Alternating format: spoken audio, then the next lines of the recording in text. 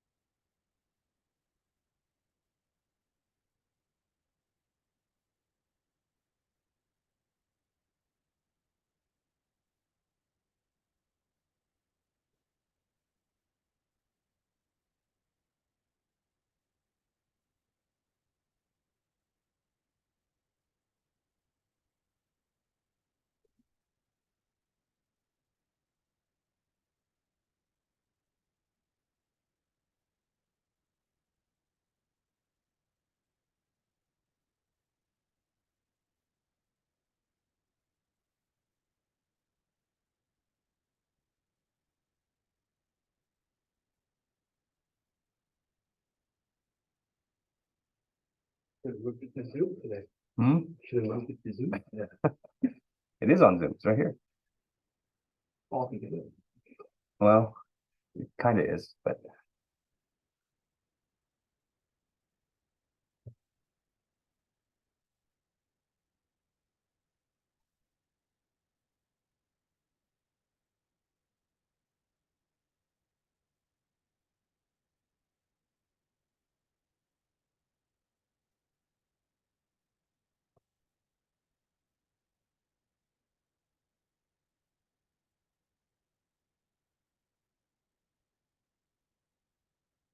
yeah, it was traffic yesterday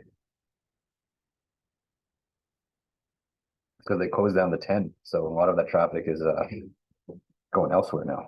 Oh, yeah, no, I was at 5. Yeah, that was crazy. To get hot enough to destroy the concrete. Yeah. That's what it seems like. That's what they're saying. Oh, that's the short up. Mm. Okay, it's 4 o'clock. Let's go and get started. All right, good afternoon, everyone. How's everyone doing today? Tired. Tired? I know, me too. We're all just hanging on by a thread, but That's a class for Thursday? no, on Thursday's the midterm. You need to be here for that. Oh. Okay, so this is the last class before the midterm. Kind of a nice segue for that. So Thursday, there's gonna be no Zoom on Thursday, so I need you guys, everyone here, to take the midterm exam. Then we'll go ahead and do that. Okay. All right, so today we're starting something new. So we've kind of finished everything that has to do with unconstrained nonlinear programming. So today we're going to start the topic of constrained linear programming. Okay, so this is the last big topic that I have planned for the course. And so this is kind of the last thing that you need for your final project, actually. So I know quite a few of you have already started working on the final project, so that's good. And so in order to make sure that you're satisfying the constraints of the final project, you're going to need to implement some at least one of the techniques that we're going to go over. Okay. The good news is that with the exception of one specific algorithm that we're going to go over in here, we're not going to go over any new algorithms. Rather, these are kind of we're going to talk more about how do we modify our existing algorithms to take constraints into account. Okay. And so, all the foundation that we've kind of built up over the last few weeks, Monte Carlo, random walk, coordinate search, pattern search, Nelder-Mead, we're still going to be using all of those methods. The only difference now is that we need to kind of modify it in a way to satisfy these constraints. Okay. Okay. Right. So yeah, I turned in your homework 5 yesterday. So I posted a solution for homework 5 on Canvas. And so you should see them on the week 13 page. I have one PDF that has the answer to the short answer questions, and then I have a bunch of MATLAB codes. I think 8 MATLAB codes for each of the different coding problems on the assignment.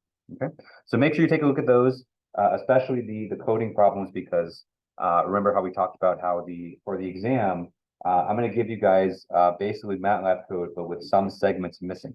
And so you're going to need to be able to not only fill in the blanks for those segments, but also kind of explain to me kind of what the purpose of those code segments are. Okay.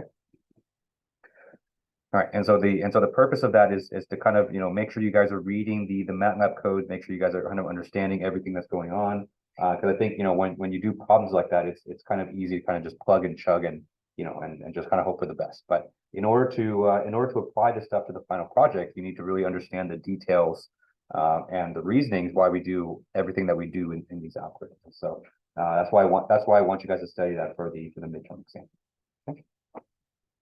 Okay. I think that's all my announcements. Are there any questions I can answer before we get started for today? Okay. All right. So let's go ahead and get started. And so the topic for today is constrained nonlinear programming.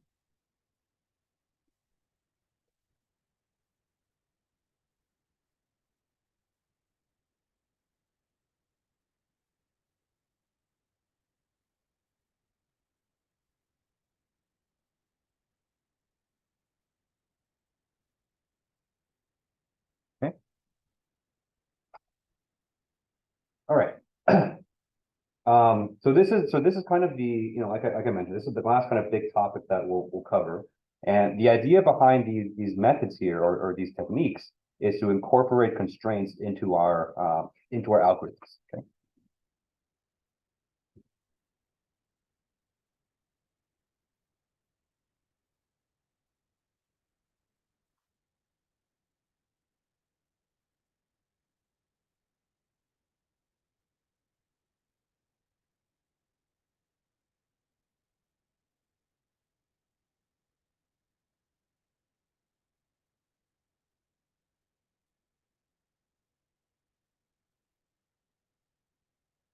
Okay. So it's been a while since we've seen constraints, and so let's kind of refresh our memories about what those are. Okay. So constraints, you can kind of almost think of them as additional equations that we have to solve for as part of our optimization algorithm that must be satisfied in the final answer. Okay.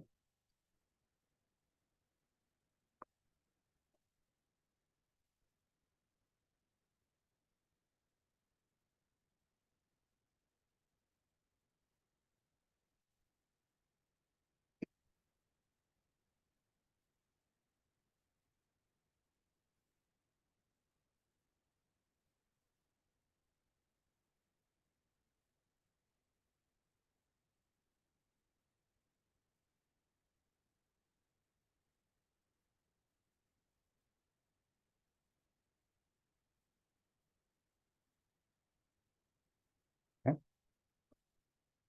All right, and so constraints mostly come in two different flavors, and so we have an inequality constraint.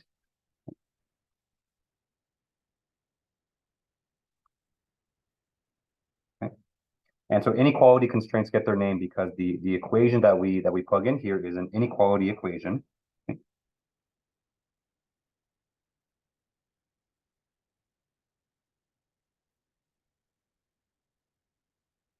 And so that's kind of the generic mathematical form for these. Okay. Even though we've seen inequality constraints take different forms where we have a non-zero right-hand side, but usually we can manipulate these constraints algebraically such that we have all the terms on the left-hand side and then a zero on the right-hand side, and we can manipulate it so that it's a less than or equal to sign. Okay. And so traditionally this is kind of the only form that we use, just because most time you can kind of manipulate an equation to get in this form. Okay. All right, and the other type of constraint that we have is equality constraints. Okay. And just like the name implies, this has to do with equations that have an equal sign. Okay.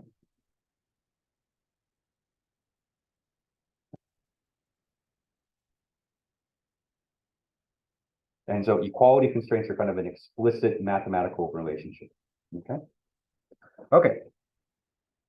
And so I think most of our discussion about constraints happened kind of near the beginning of the semester when we were talking about our classical methods, right? And we did a little bit of it in linear programming as well. Okay.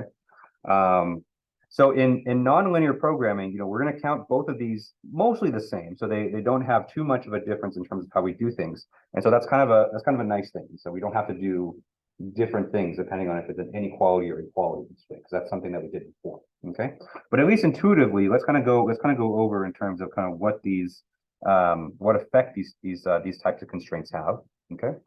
So for our inequality constraints, these typically define a certain region in the domain space where our optimal solution has to be a part of.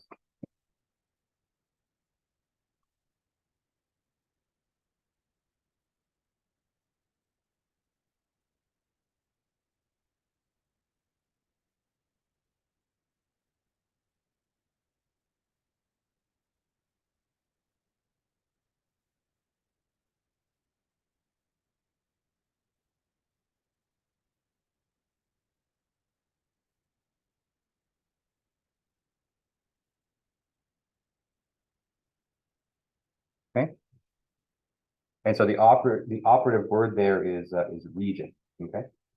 And so if you remember when we talked about this in the classical methods, inequality constraints did not reduce the dimensionality of the problem. It just kind of confined the region to a certain degree. Okay. Equality constraints, on the other hand, they define a set relationship between the design variables oftentimes.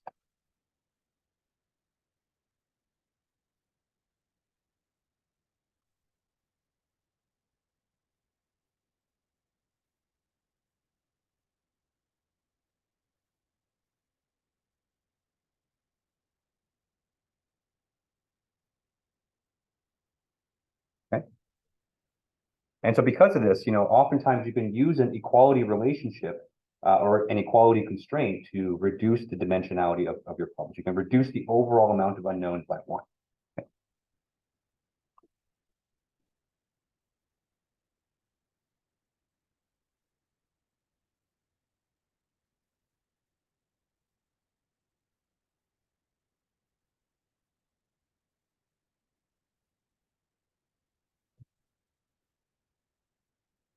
All right, so those are still going to be kind of generally true to, here, but we're not going to see their effects as explicitly as before because we're using nonlinear programming as opposed to the classical methods or linear programming. Okay, but the intuition is important. So I'm bringing this up again just so that to kind of remind you kind of what you can generally expect from these two types of constraints. Okay. Okay. And so just like the name implies, so just like the name constraint implies, this places limitations on some feasible values for our design variables.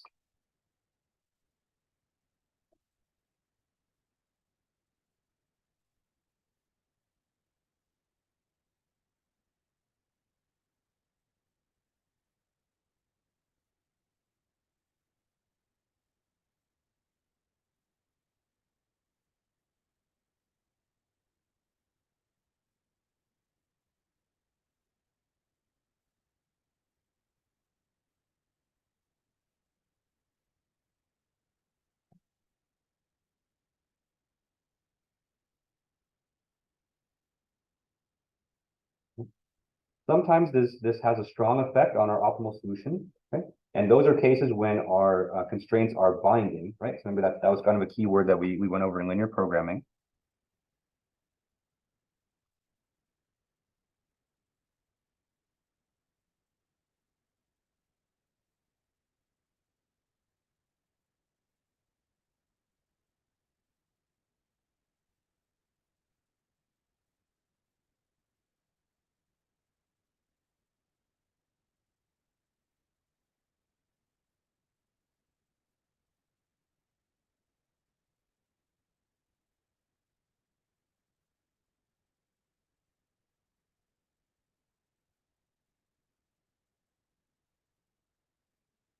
Okay.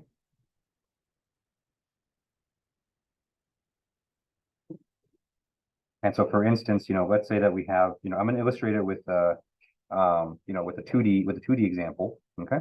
Let's say that we have a feasible region defined by our constraints, something like this. Okay.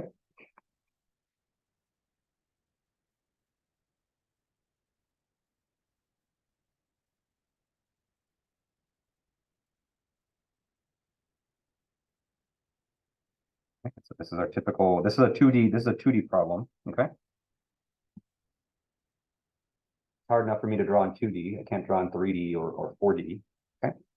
And so let's say that the true optimum, and so in the absence of any constraints, the true optimum is over here. Okay.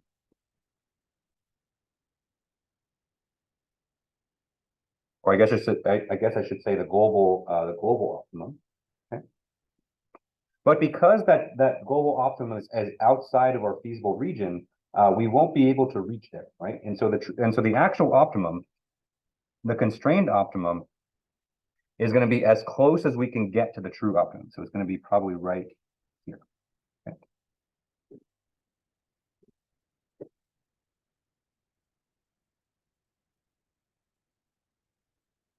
Okay. And so in this situation where our constraint is kind of preventing us from getting to where the true optimum is, this is an example of a binding constraint. Okay. And so the optimal solution is kind of right up at the edge of that feasible region. Okay. Okay. On the other hand, we can also have constraints that have no bearing on the solution at all.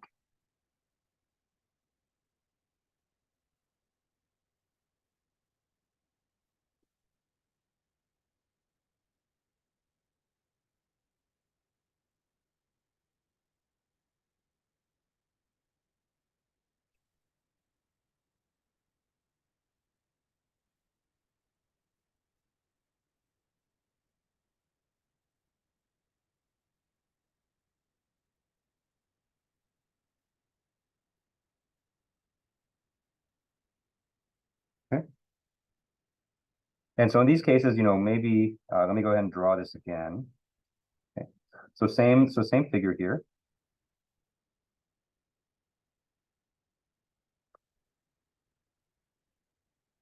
Okay. So we have in this case, inequality constraints that kind of define a set region in our design space. Okay. If the global optimum was already inside this inside this constrained space, okay,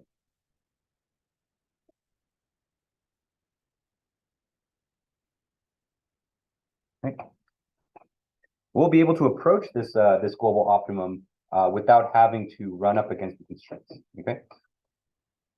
And so in this case, even though the constraints are there, what we say is that they don't have an effect on our optimal solution because we can reach that global optimum without running into constraints. Okay.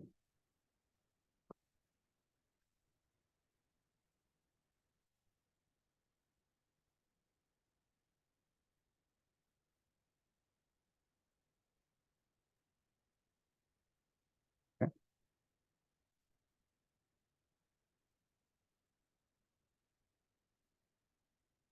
Okay. So all of this was just like just a little bit of a refresher in terms of what constraints are and how they affect our solution. Okay. And so our objective with today's lecture, and of course this is going to carry over past Thanksgiving as well, is to how do we modify our nonlinear programming algorithms to account for these constraints. Okay. And luckily there's a few methods that we can do to accomplish this. Some being easier than others, some being more effective than others. And so, part of the challenge here is you kind of choosing which method kind of works the best for you. Okay. Any questions on this? Okay. All right. So let's go over the simplest method that we can use.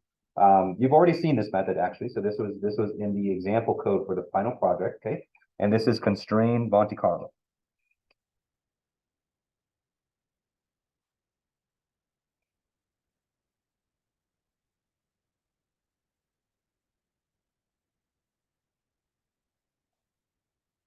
Okay.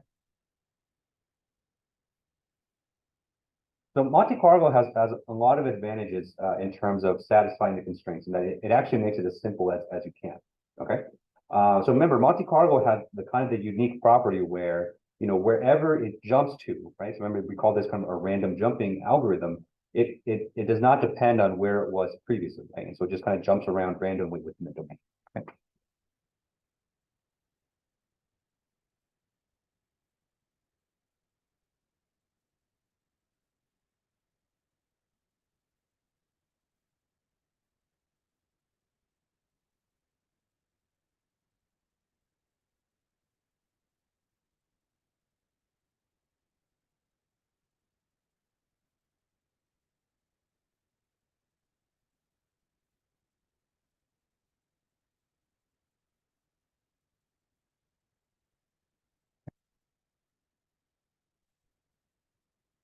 And so since we don't have to rely on any previous points, we just kind of just generate random points within the domain.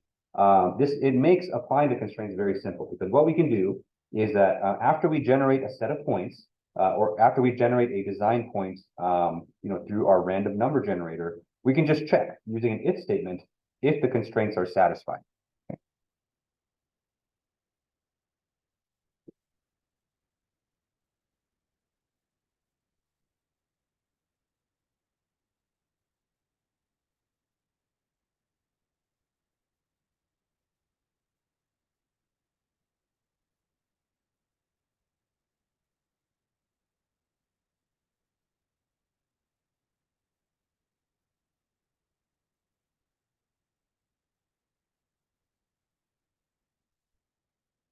Okay.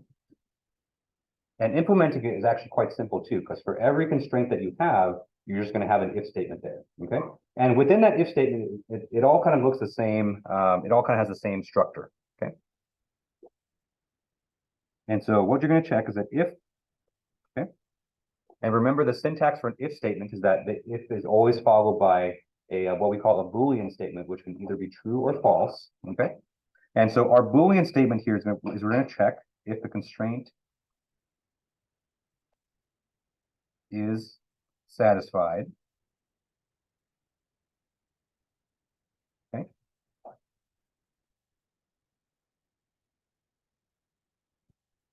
Actually, the better way to do this is to check if the constraint is violated. I think that's probably a better way. Okay. Because then we can enter the if statement and then we can just kind of kick ourselves out and reject the point if that's true. Okay. And so if the constraint is violated, right? And so if this random point that we've generated in Monte Carlo violate the constraints of our optimization, okay, then what we can do is we can just reject the point. Okay?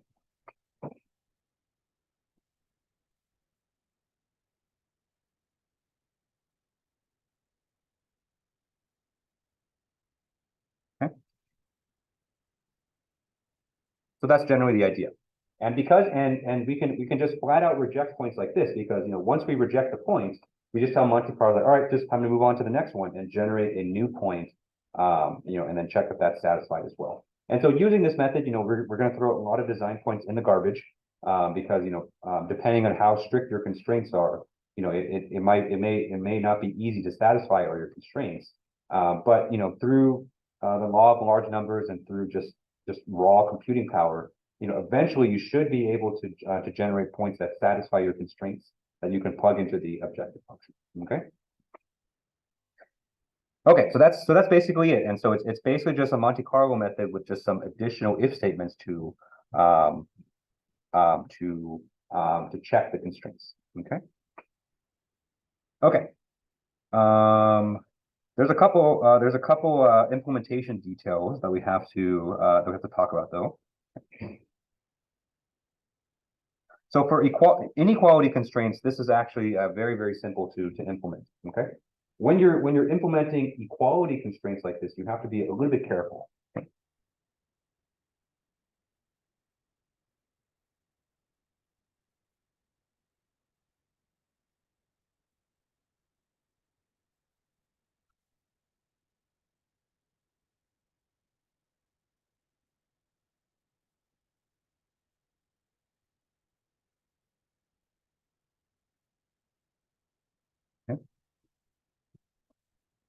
Because there are things that can happen partially due to the random nature of Monte Carlo, but also partially due to the fact that we're using computer code for this, and computer code has a limited amount of precision that we can do.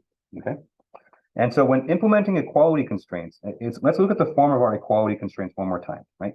And so our equality constraint is each k of xi, or the design vector, has to exactly equal 0. Okay. Oh, question in the chat. So question, could you potentially use while loops instead to have Monte Carlo continue to randomly generate new points if the constraint is violated, so it doesn't completely start the iteration loop over? Yeah, you can definitely do that. So there are definitely ways that you can modify the Monte Carlo, to ensure that maybe you want to generate a fixed amount of feasible points, right? Because let's say that you're running Monte Carlo and you're going to have it generate 1 million points, right? If your constraints are very strict, where you're gonna reject maybe 900,000 of those, you may not be satisfied with just 100,000 feasible points. And so you can add a while loop, and you can have the while loop only count up when you find a feasible point, or you can have a while loop that that kind of moves up just back up to a certain point so that you don't have to generate everything over again. So yeah, there's definitely spin-offs that you can do on this to kind of make it more efficient and more effective. Okay, so when you're implementing equality constraints using this method, in order for this constraint to be satisfied, this equation has to be satisfied exactly, right?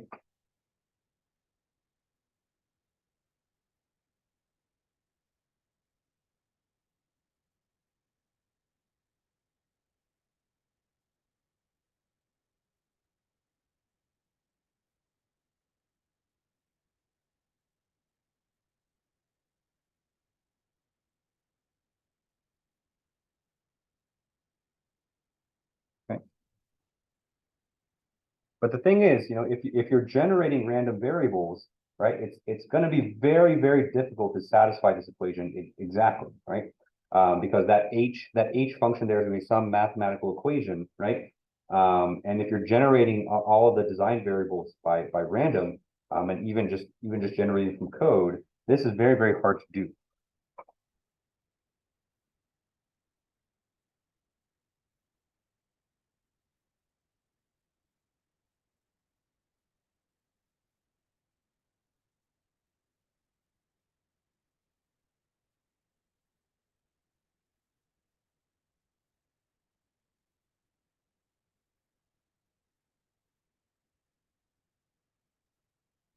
Okay. And so you want to be careful using equality constraints, because if you implement it kind of exactly like this, then you may end up with a situation where you generate no feasible points and everything is just rejected. Okay.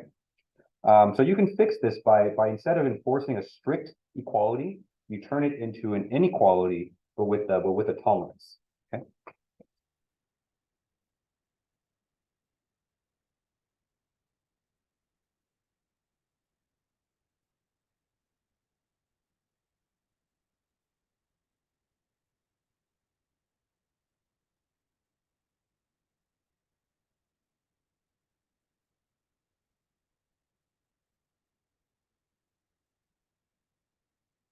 Okay.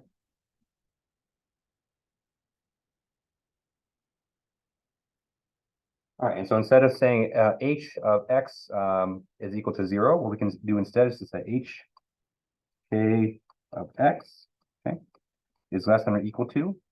Maybe we throw an absolute value here, okay, just to make sure that we're positive. Is instead less than or equal to some small value. Okay, so epsilon is kind of the default Greek letter for a small value. Where epsilon here is our tolerance. And we usually set it to be something really small, like 0.01 or 0.001, depending on how tightly you want that constraint to be satisfied. Okay.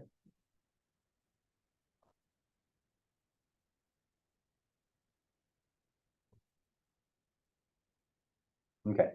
So that's kind of an important step. And so, you know, whenever you're dealing with kind of numerical computations using code, you have to take into account the fact that, you know, everything has kind of a fixed precision, and it's really hard to satisfy equality, you know, unless you're working with integers or something like that. Okay. But when you're working with real numbers with decimal points that may be irrational numbers, you know, you have to kind of take that into account and implement something like this. Just to make sure you don't outright reject everything. Okay. All right. Any questions on this before we take a look at an example?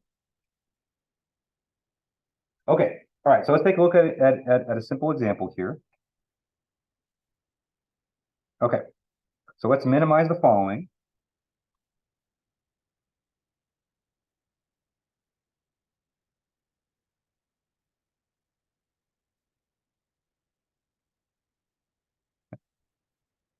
And so we have a 3-variable optimization here. So we have f of x1, x2, x3.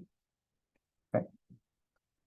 Is equal to x1 squared plus 4x2 squared plus x3 squared.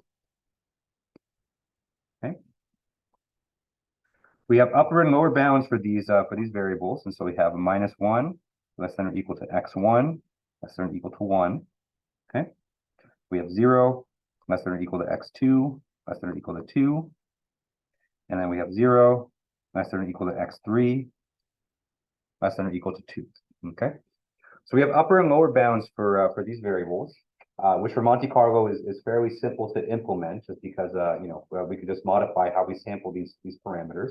Okay. And we have an equality constraint here in addition. Okay. And so our equality constraint looks like the following. So we have h1 of x1, x2, x3. This is equal to x1 plus x2 squared minus 2. That has to equal to 0. Okay.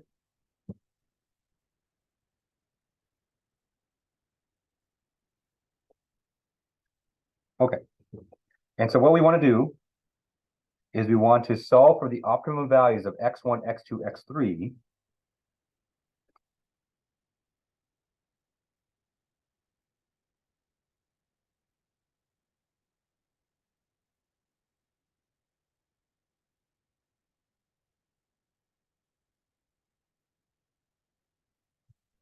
And the method we're going to use is constrained Monte Carlo.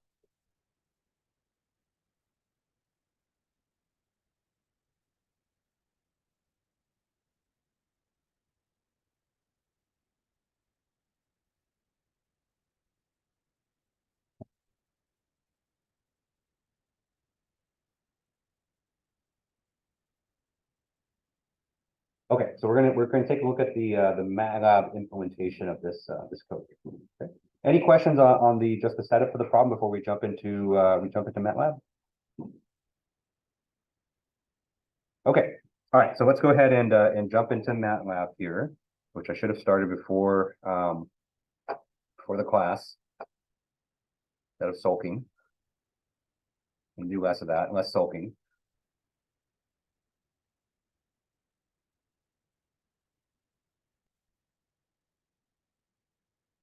Yeah.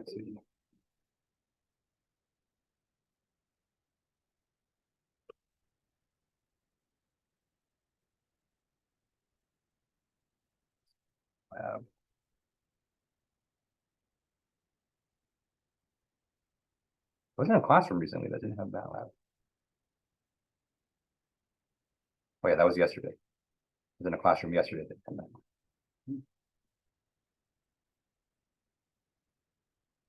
Okay, so this should be it right here. Yeah.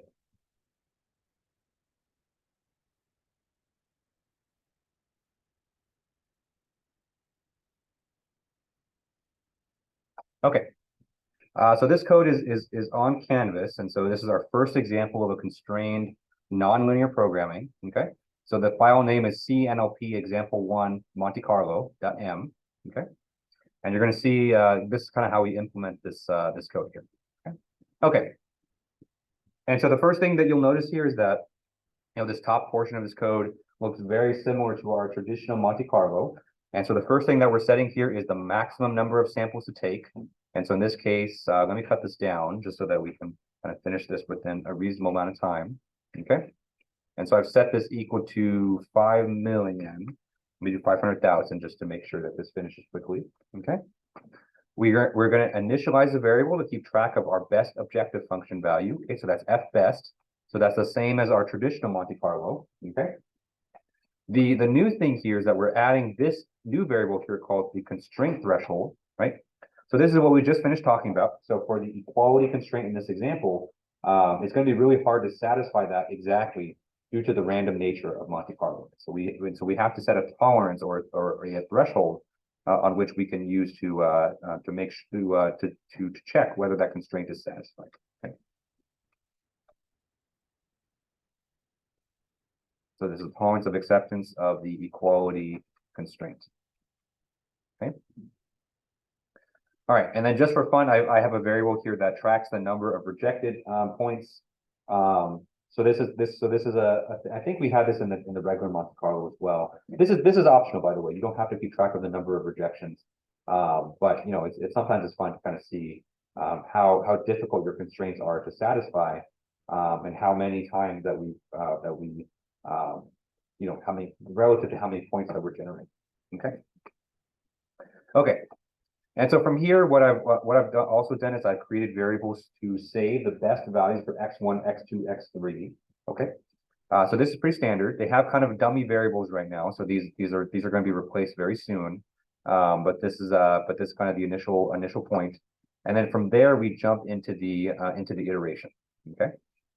Okay. So the for loop is the main loop that we're going to use for the Monte Carlo. And the first step for every Monte Carlo algorithm is to generate the points. Okay. So we're generating a sample for x1, x2, x3 based on the rand function. Okay. So we've gone over the rand function before, but basically the rand function generates a random number between 0 and 1. Okay. Okay. All right. And so after that, we're going to check and see if the constraint is satisfied. Okay. And so here we have the equation for the constraints. We have h1 is equal to x1 plus x2 squared minus 2, okay? And then we're going to check. If the absolute value for h1 is greater than the constraint threshold, then we're going to reject this point, okay? And so we're only going to satisfy this point, or we're only going to accept a point if this constraint is satisfied within the tolerance, okay?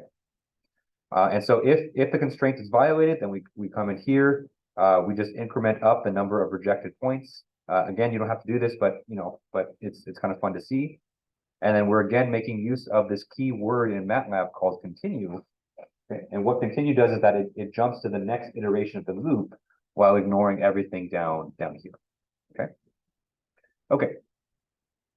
So this is kind of the gatekeeper right here, right? And so if the design point for whatever we generate from Monte Carlo can make it past these lines of code, then we know we have a feasible point that satisfies our constraint. Okay. And then for a feasible point, what we can do then is we can evaluate the objective function. Okay. And notice how we're only doing this if our constraints are satisfied. Okay. If our constraints are not satisfied, we don't even bother computing the objective function because there's no point, because we're going to reject the point anyway. Okay. Okay. And so we evaluate the objective function. We check and make sure if that's better than our previous one.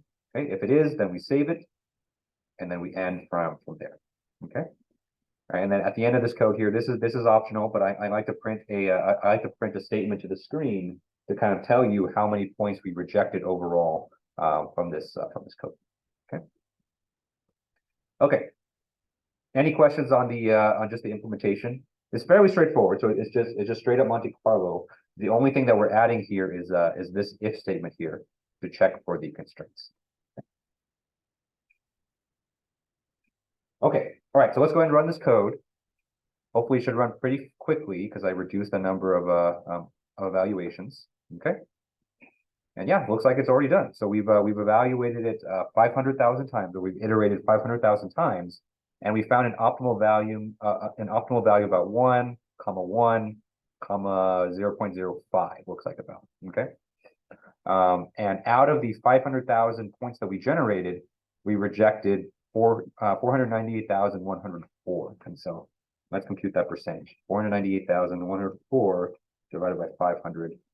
So that's about 99.6% of the points that we rejected. So we only accepted 0.04% of the points, even less than that, which is typically the case with equality constraints. So equality constraints are normally very hard to satisfy using Monte Carlo because again, you're just generating things. Okay. So this is how a constrained Monte Carlo works. Any questions on this? Okay.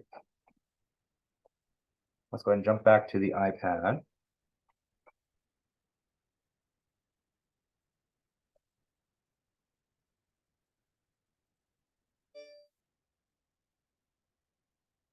Are you serious? Is it updating?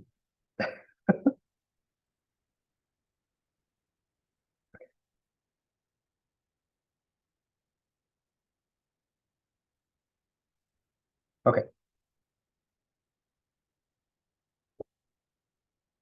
Okay.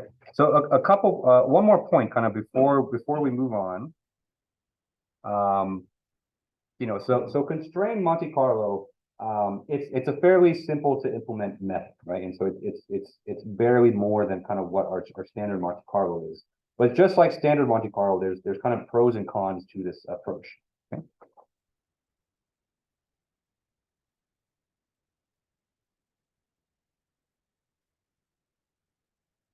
Okay. So the pros of constrained Monte Carlo is that it's very simple to implement.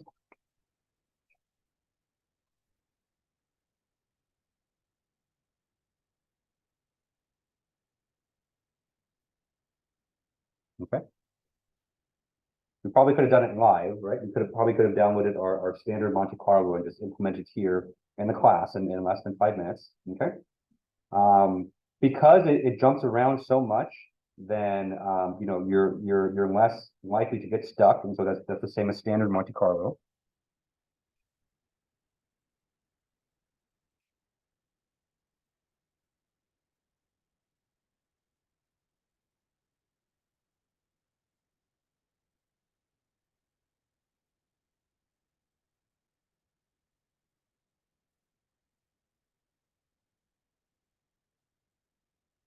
And that's especially more relevant when constraints are involved, because when constraints are involved, that kind of makes things a bit more complicated. And so some of the other methods may get stuck in a certain region because the constraints are making it hard to kind of move out. Okay, you don't have to worry about that with Monte Carlo. So Monte Carlo is because it jumps around, it's literally impossible for it to get stuck. Okay, and so because of that, Monte Carlo gives you a good, thorough kind of search of all the feasible points in your domain.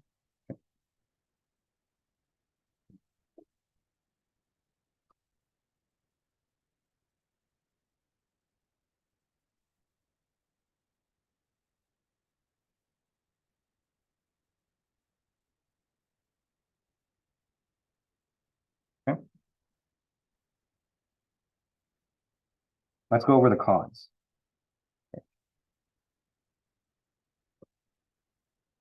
Okay, so the first con is one that it shares with standard Monte Carlo, is that constrained Monte Carlo is only really good when your objective function is cheap to evaluate.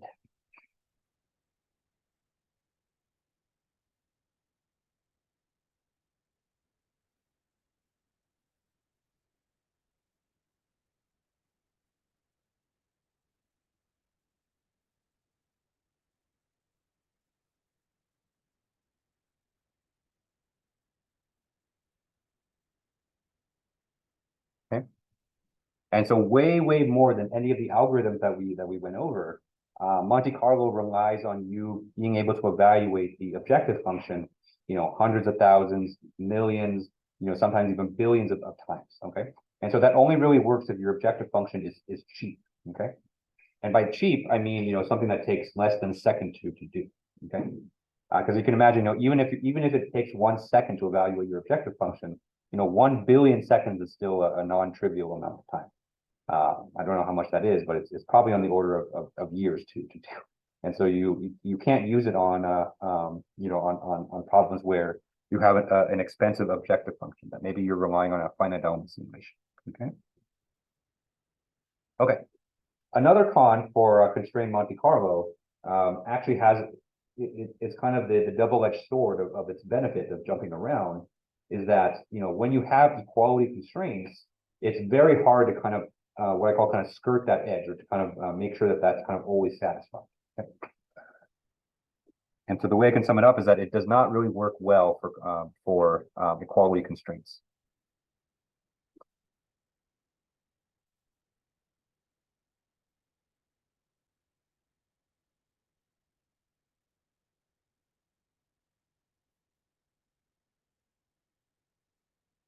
Okay.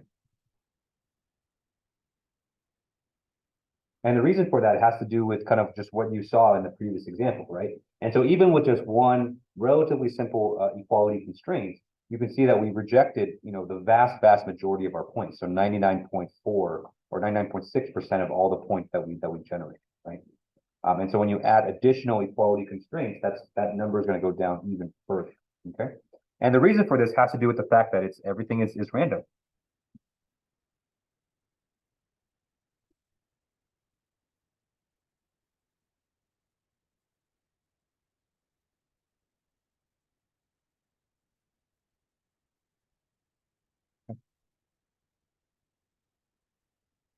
And so since points are generated randomly, there's only a kind of a very small percentage chance each iteration that you're going to satisfy all the constraints. Okay.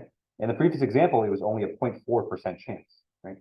And so that's going to lead to a lot of kind of wasted effort, a lot of wasted kind of computation if you're going to reject the vast majority of points anyway. Okay. Okay. But if you have inequality constraints where you're going to accept a good amount of your points and your objective function is cheap, I would say just go for a constrained Monte Carlo, right?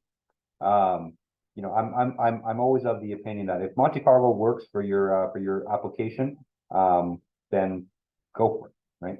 And just kind of keep in mind the pros and the cons that you have. Okay.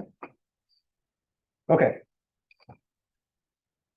All right. Any final questions on constrained Monte Carlo before we move on to the next technique? Okay. All right. So the next technique, we'll actually revisit this a couple times, and so we're going to go over kind of the basics now, and then we'll kind of revisit it at the end of the at the end of this unit, okay? And so this is called unconstrained optimization with penalty terms.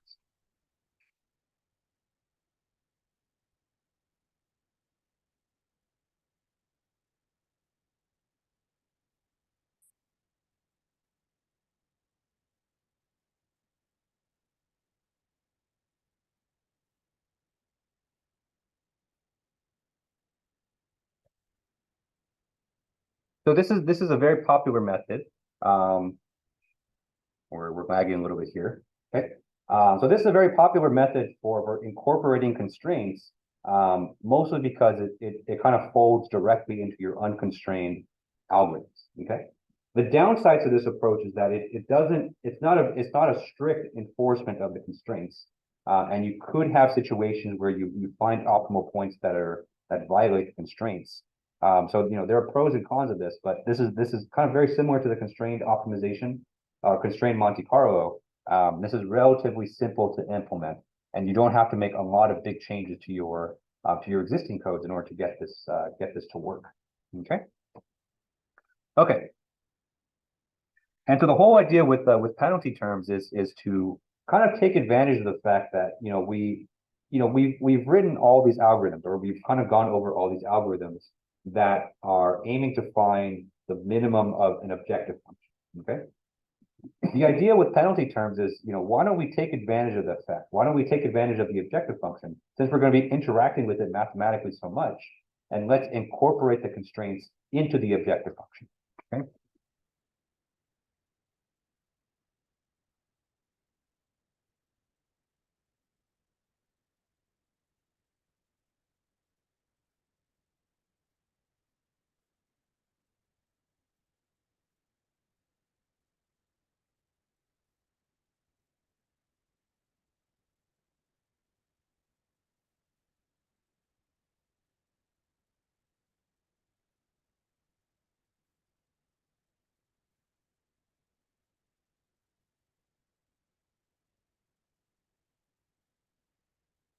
Okay.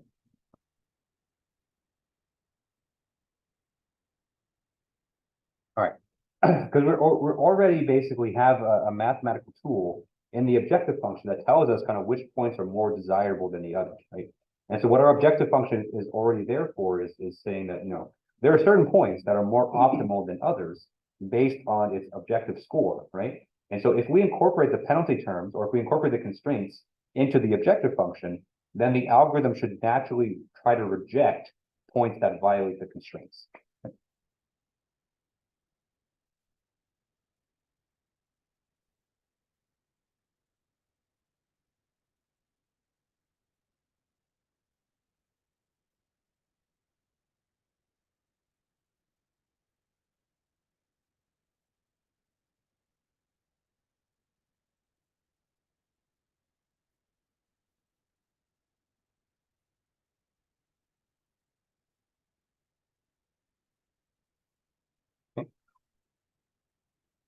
Right. So the idea is this, and so we're going to form basically I call it kind of an augmented objective function. Okay.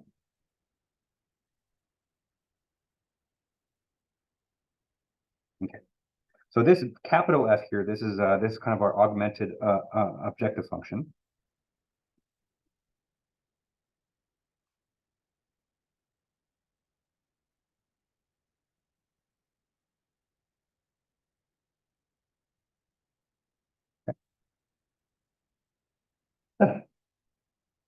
And so the form for that looks like the following. And so this is going to be equal to little f of x.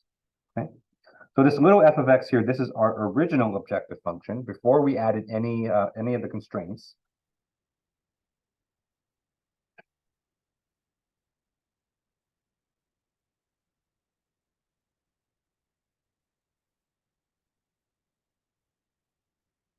Okay. And then to this, we're going to add some additional terms here, which we're going to call penalty terms. Okay. And so the idea with these penalty terms is that if our algorithm generates a point that violates the constraint, we're going to penalize our objective function value for that. Okay. And so we have two terms here. And so we have a little a term. So this is going to be multiplied by summation j is equal to 1 to m, okay, of all the gj of x vector quantity squared, okay? So this right here, these are our inequality constraints. Okay.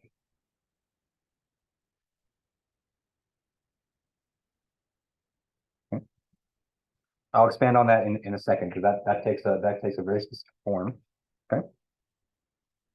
And it's going to be added to plus b times summation of k is equal to 1 to p, okay, of hk of x vector quantity squared, okay? And so this this other term right here, these are the equality constraints.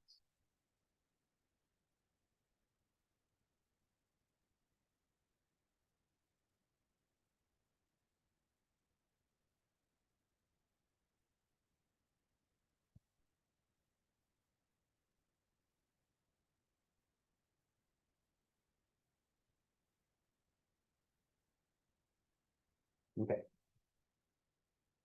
And so you can see that compared to our original objective function, we've added two terms here, right? So we have the a term and the b term, right? Okay. And so, you know, the idea with those additional penalty terms is that, you know, if our design points, if they violate the constraints, that's going to naturally make it less desirable because we're going to increase the objective value. Okay. Okay. So there's a few things that we need to talk about here. Okay. First thing being the capital GJ. Okay.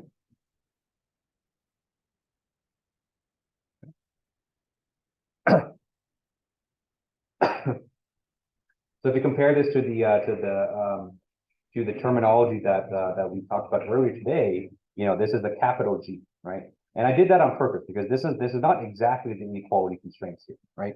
And so we have to kind of implement this in a little bit of an intelligent way to make sure that we get the right behavior. Okay. Okay. So this capital GJ of x vector, this is a function of the inequality constraints. Okay. And we wanted to give a positive number if the inequality constraints are going to be violated. But if the inequality constraints are satisfied, then we want it just to return 0. Okay.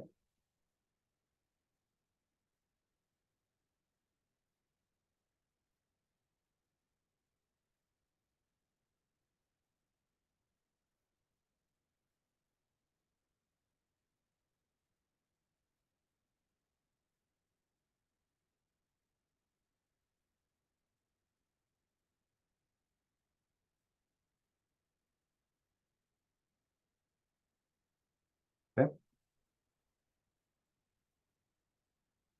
Non-zero otherwise.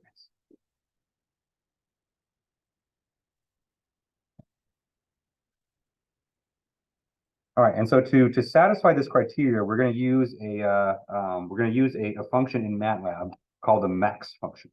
Okay.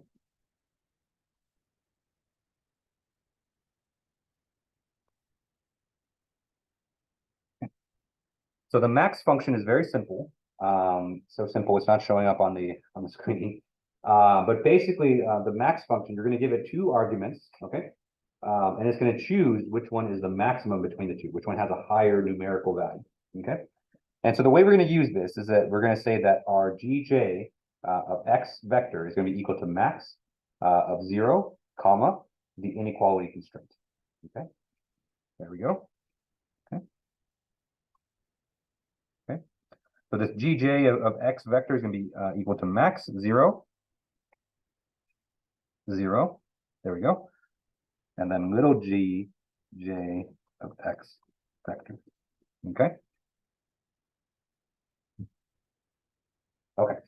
And so the idea with this function is that, you know, if the inequality constraint is satisfied, okay, then our little g function here is going to return something less than 0.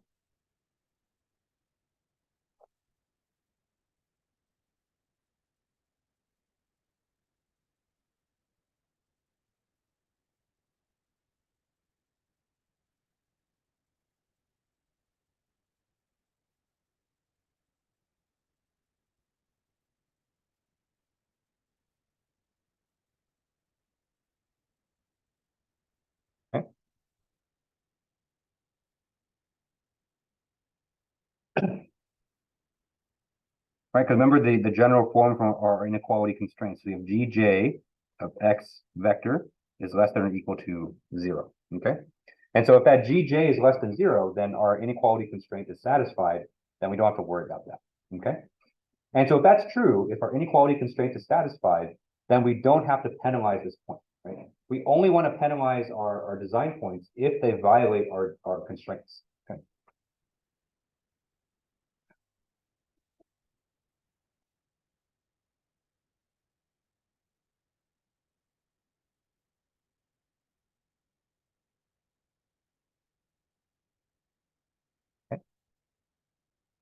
And so if that's the case, if we take the max of 0 comma gj, if gj is less than 0, then we're going to return 0, okay? And if this returns 0, then we don't penalize this point, okay?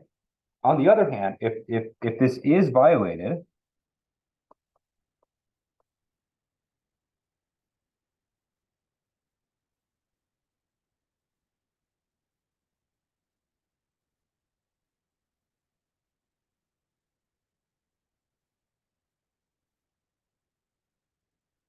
then between those two, gj is gonna return a positive number, right? And so a positive number compared to 0, right? A positive number is always going to be greater than 0. Then this is going to return, whatever how far we're violating.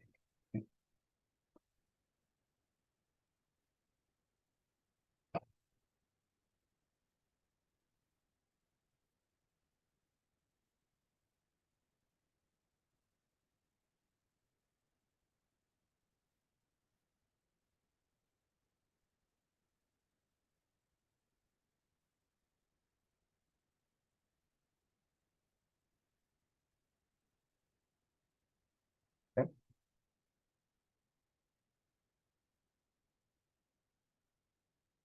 Right, so that's how that function works. And so, the reason we have to use max here is to just, make sure that we're only penalizing it if we're violating that constraint.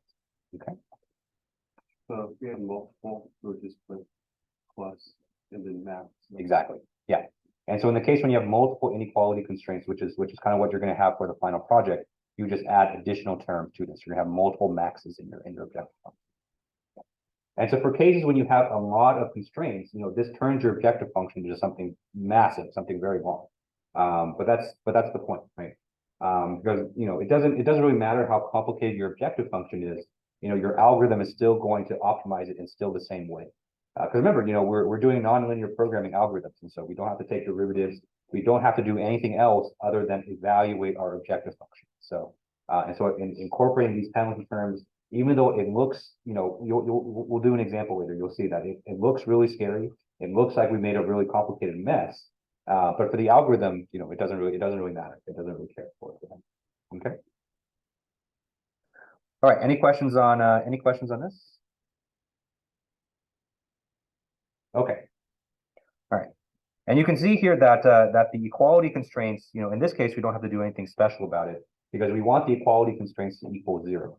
And so if the equality constraints are non-zero, then this is going to pick that up and return a penalty value as well.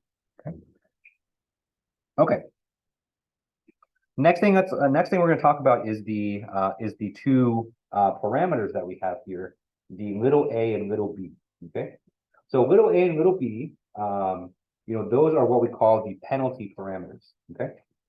So those are kind of user inputted parameters that you can use to basically modulate your algorithm. Okay.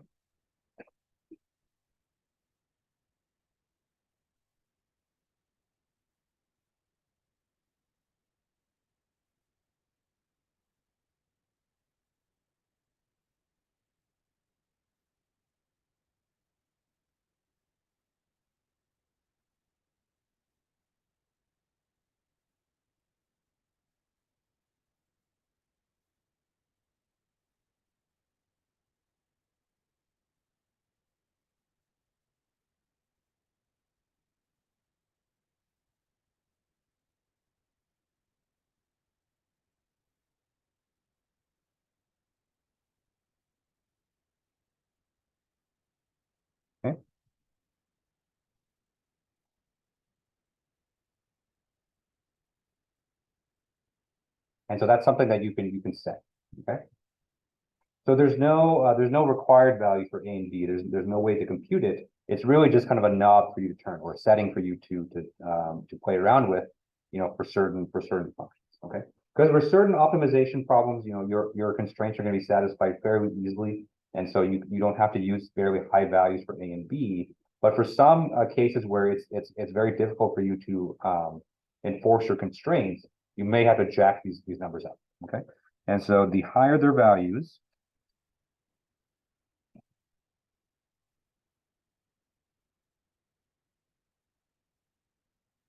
the higher their values, the more strictly we're going to enforce the constraints. Okay, or in other words, you can say the stronger penalty we're going to apply if we violate the constraints.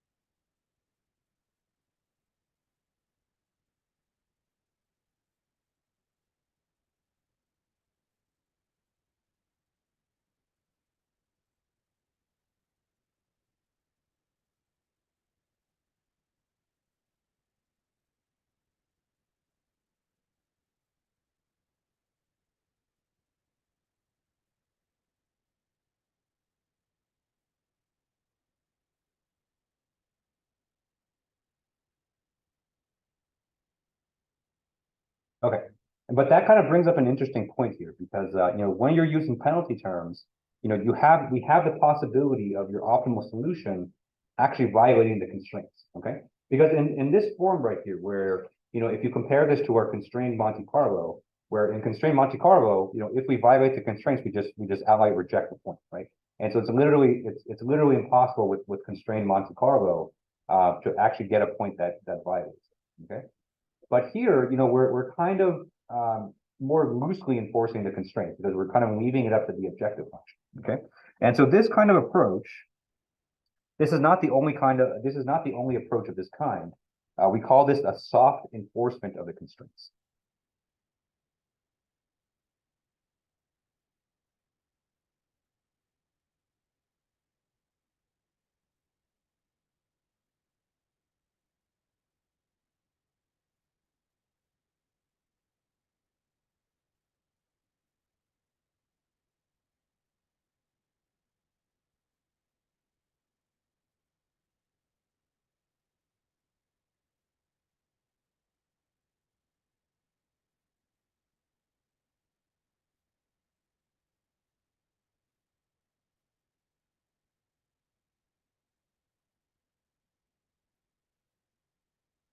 Okay.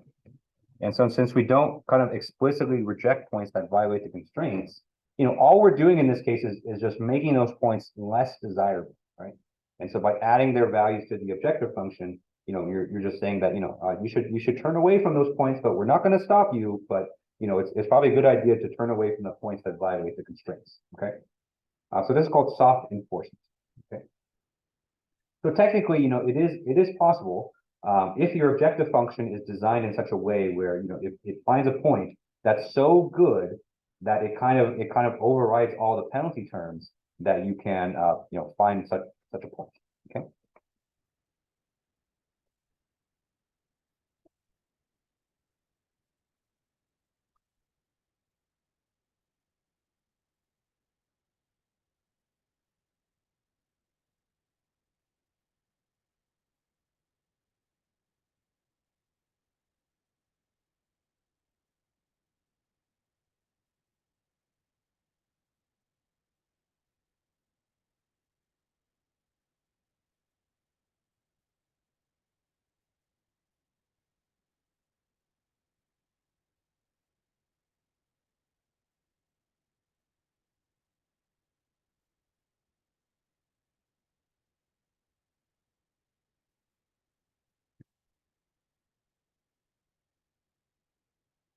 That last word at the end there is terms.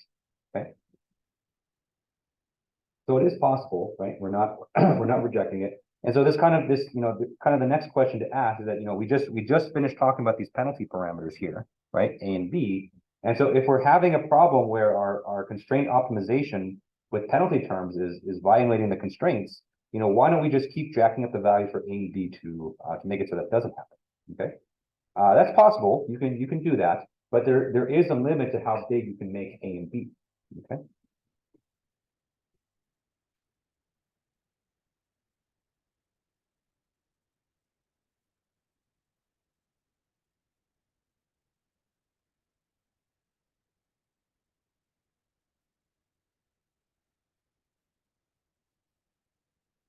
Okay. And so if you make the penalty parameters too large, what that can do and it depends on your algorithm.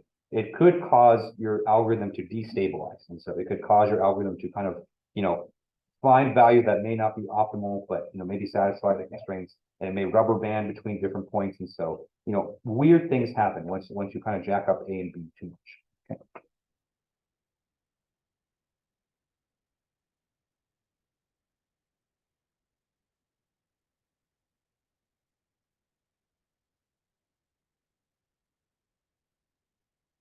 Okay.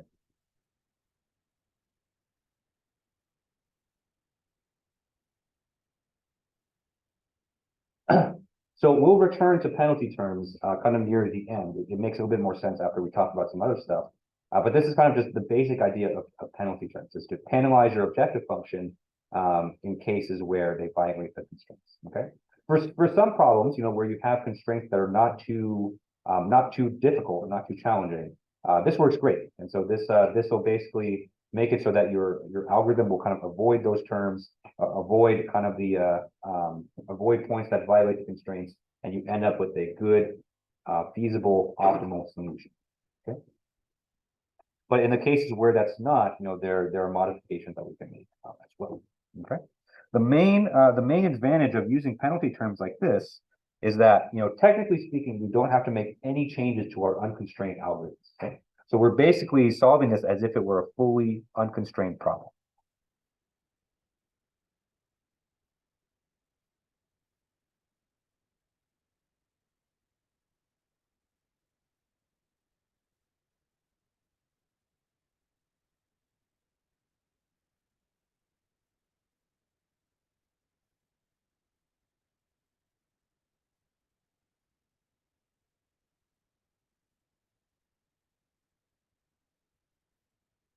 And so the entire catalog of the unconstrained algorithms is available to you. So Monte Carlo, random walk, coordinate search, pattern search, Nelder-Mead, any combinations of those, right? And so in this case, you actually don't make any change to your code at all. The only change that you make is just to the objective function. Okay. Okay. Any questions on this before we jump into an example? Okay. So I'm going to introduce this example. We only have about 7 minutes left, and so I don't think we're going to have enough time to go through the entire code. But hopefully you'll start to see kind of the logic in terms of how these penalty functions work. Okay.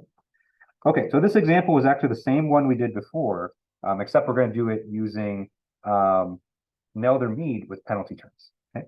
So our objective function is x1 squared plus 4x2 squared plus x3 squared.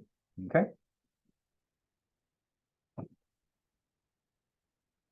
Okay. And then we have our constraints. Technically speaking, the upper and lower bounds of the variables, they do count as constraints, right? We kind of satisfy them automatically in Monte Carlo just because of the way the random number generator works. But if we're using Nelder-Mead, we actually need to incorporate these into the constraints. Okay. Okay, so our constraints here, we have -1 less than or equal to x1, less than or equal to 1. Okay. 0 less than or equal to x2, less than or equal to 2. 0 less than or equal to x3, which is less than or equal to 2. Okay. And then we have our 1 equality constraint. So we have h1 of x vector is equal to x1 plus x2 squared minus 2 is equal to 0. Okay. All right, and so we want to solve this, solve for the optimal parameters using Nelder-Mead with penalty terms.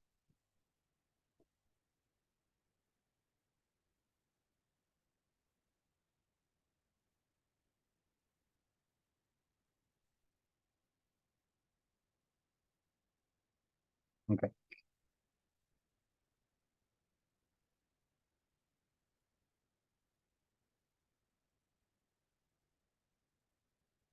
All right. And so the first thing we need to do is we need to, if we're going to use penalty terms, we need to determine the form, or we need to determine the expression for our augmented objective function. Okay.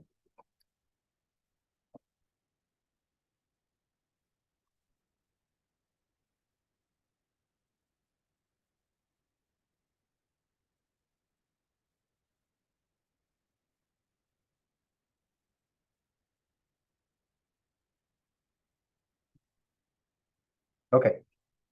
So we actually have quite a few inequality constraints here because each of the lower bounds and upper bounds, those count as separate inequality constraints. Okay. So we actually have 6 inequality constraints. So one, 3 of the lower bounds and 3 of the upper bounds. Okay.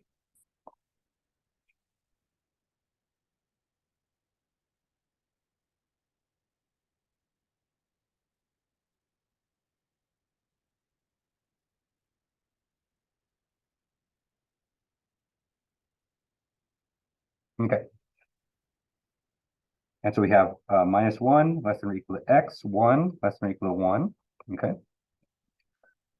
So these are going to turn into 2 constraints, and I'm going to put them in a form that makes it so that we can plug it in, right? So remember our standard form for our inequality constraints is g of x is less than or equal to 0. Okay. Okay. And so the lower bound is going to look like this, since we have -1 less minus x1 is less than or equal to 0. Okay. And the upper bound for this is x1 minus 1 is less than or equal to 0. Okay. We have 2 constraints that kind of come out of this this upper and lower bound. Okay. We're going to repeat that for all the other variables here. 0 less than or equal to x2 less than or equal to 2. Okay. So this means minus x2 less than or equal to 0, and x2 minus 2 less than or equal to 0. Okay. Same thing for x3. So for x3, they look the same. So minus x3 less than or equal to 0, and x3 minus 2 less than or equal to 0. Okay.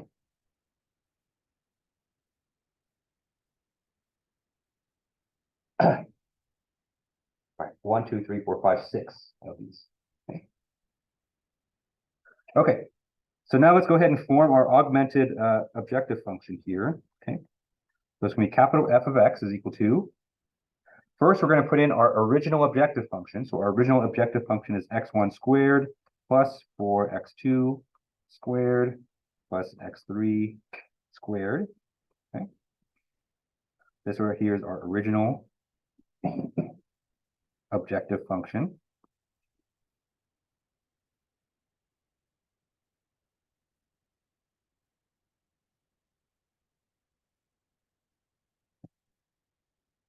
All right, and so then now we're going to add our penalty terms. Okay.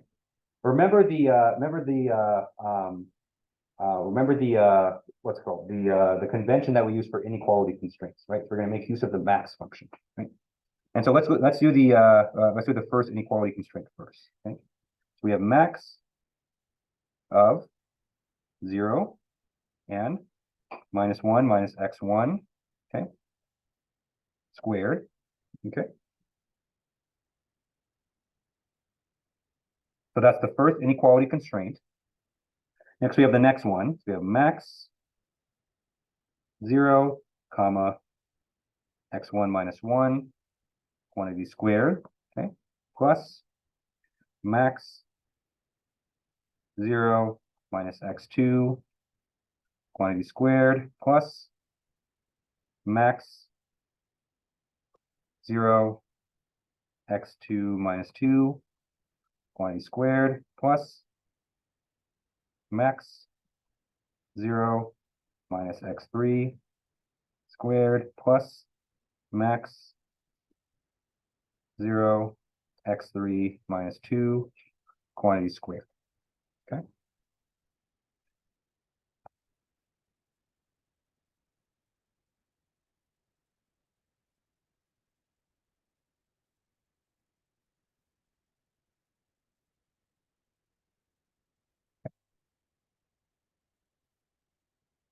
All right, and then the last thing we have is our equality constraint. And so our equality constraint is b multiplied by x1 plus x2 squared minus 2 quantity squared. Okay.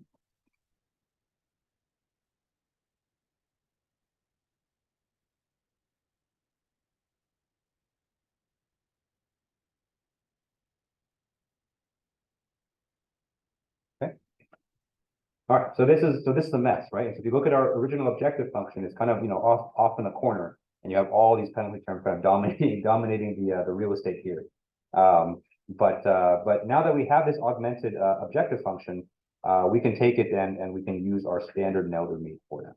Okay. Okay. Any questions on this before we wrap it up? Okay. All right. So when we come back from Thanksgiving break, we'll take a look at this example here. I'll kind of refresh your memory because it's kind of a long time to kind of wait before we see the conclusion of this. Okay. So remember Thursday in the midterm exam, make sure you're here. Remember, you can bring your writing utensil, cheat sheet, and a calculator. Okay. And then that'll be that. So after the midterm exam, we'll be able to go on Thanksgiving, or at least you guys will, and then I'll be working. Okay, so thank you guys for coming today. I hope you guys enjoy the rest of your day. Best of luck studying, and I will see you guys on Thursday.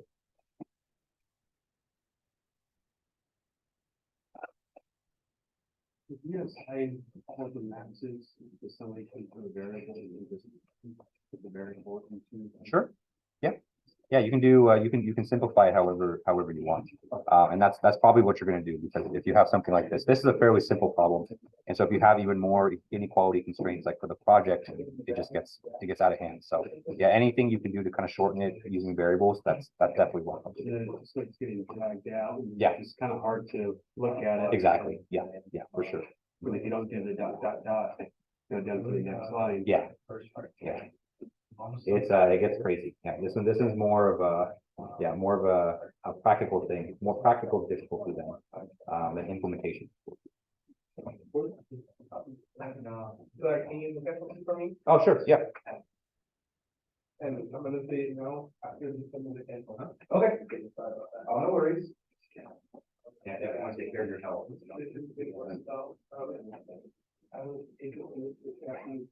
Oh, awesome. That's great. But it's not. At first it said it was because they were saying I did the research and I got it and on the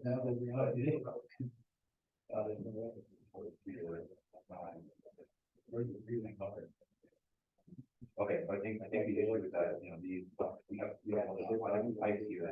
Yeah. Through the extraction process, a lot of it actually I went into the program and stuff and connected to points.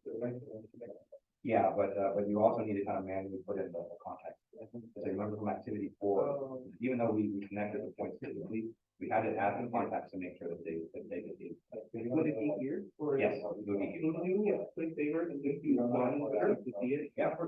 So you would basically insert here, you insert a manual contact. And so you would go, so let's say that you want to connect these two beams. We're kind of doing this. Connect this point.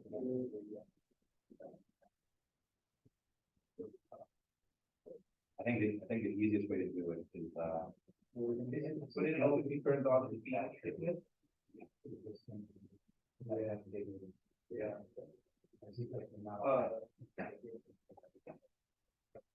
Yeah, but basically, I think the easiest way to do it is because when you're connecting at a point right here, I don't know if the point is belonging to this beam or this. And so I think the easiest way is to kind of just take the beam, suppress everything except for this beam. Grab this end vertex, add that into your contact. Let me go ahead and delete this one now. Yeah,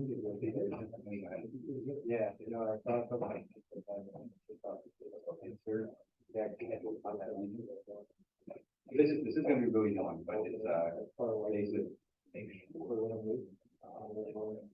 Let's suppress everything but this.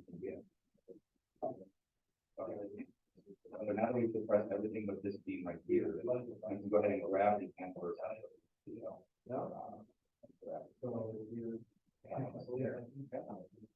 So for our manual contact, we can apply that right there. Okay. Then we're gonna bring back everything else. All bodies. And we need to identify any that is going to.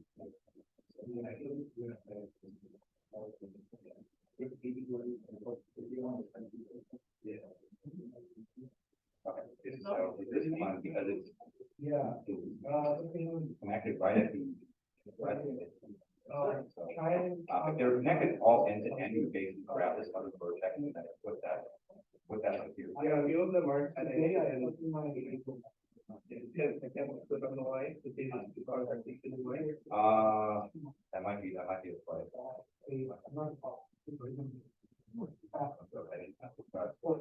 I'm pretty confident in that.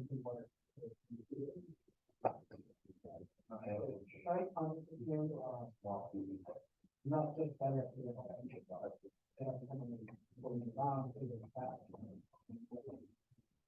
Might be. Yeah. I can contact them before the. Having a hard time connecting. Yes. Yeah, he was.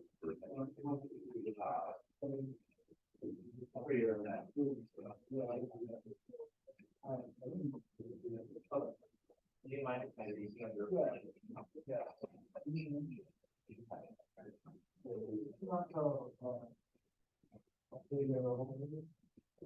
Not about that.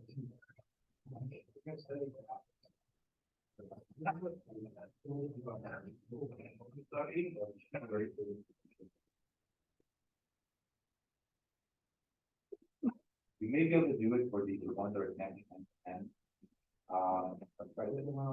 Instead of a.